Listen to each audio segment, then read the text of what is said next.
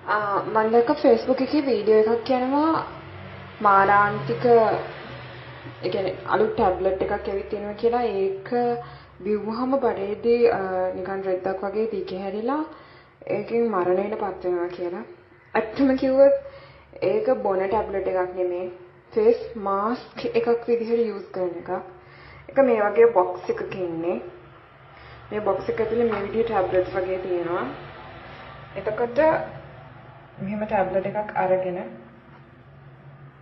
ඒක මේ විදිහට වතුරට මේ තියෙන ටැබ්ලට් එක මේ විදිහ මේ ආකාරයි. ඒක මෙහෙම වතුරට එල්ලුවාම මෙහෙම රෙද්දක් වගේ අතන කියවන මේක ෆේස් මාස්ක් එකක්. හිරු එළියට නිරාවරණය වුණේ සමට කුණු දුහවිලි තවරන්නේ සමට මේක මේ විදිහට වතුරට අල්ලලා මේක චුට්ටක් වතුර මේ ආකාරයෙන් මෙරිකලා හැරලා ඊට පස්සේ ඒක මුණට දාගන්න තියෙන්නේ. ඒක පාවිච්චි කරාම ඇත්තටම මේ ආකාරයට තියෙනවා. මේ ආකාරයට මුණට පාවිච්චි කරලා එහෙම දාලා ඊට පස්සේ ඒක වේලුණාට පස්සේ ඒක ගලවලා අයින් කරනවා.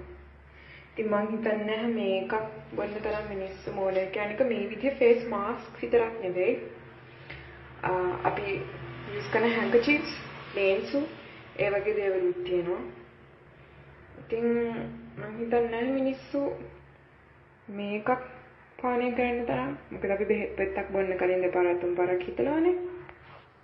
වැරදියට වටහා ගන්න එපා.